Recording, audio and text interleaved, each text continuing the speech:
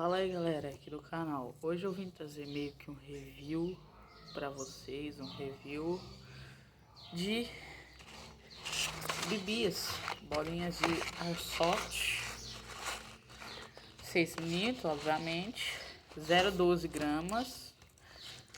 Muita gente não gosta dessas bolinhas por ser leve, galera, extremamente leve.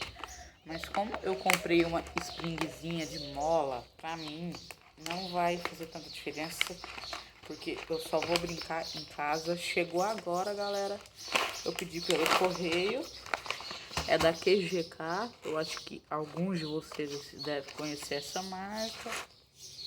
Enfim, veio embaladinho, veio tudo certo, nota fiscal. São bolinhas 0,12 gramas, 6mm. E eu comprei minha pistola Spring de Airsoft. Eu comprei ela e já tá chegando, mas vai demorar um pouquinho mais, mas na hora que chegar eu vou trazer um vídeo dela pra vocês.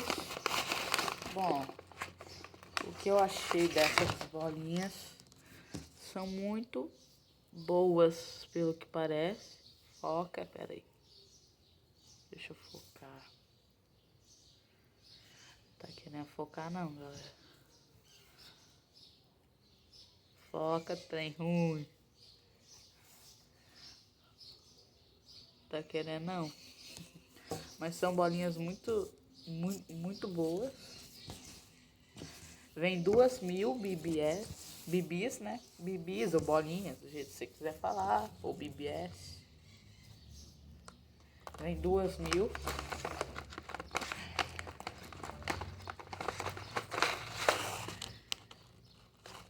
Ela tava custando aproximadamente, com frete ficou R$36, mas se for comprar na loja deve ser uns 30. Eu não sei muito bem. Enfim, elas abrem por aqui. E lá está o produto. E galera, é um review rápido. Quando a Airsoft chegar, eu vou trazer pra vocês. O ruim é que você não toma cuidado, espalha um monte de bolinha.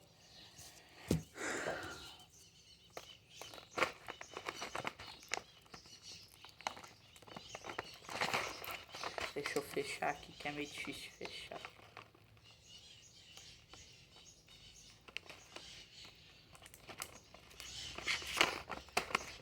Enfim, galera, um reviewzinho bem rápido mesmo pra vocês. Só pra mostrar, logo eu vou trazer o review da Airsoft, né?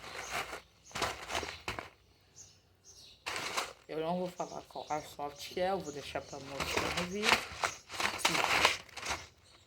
Essas são as bolinhas, espero que vocês tenham gostado. Deixa o like aí, se inscreve no canal, é nóis!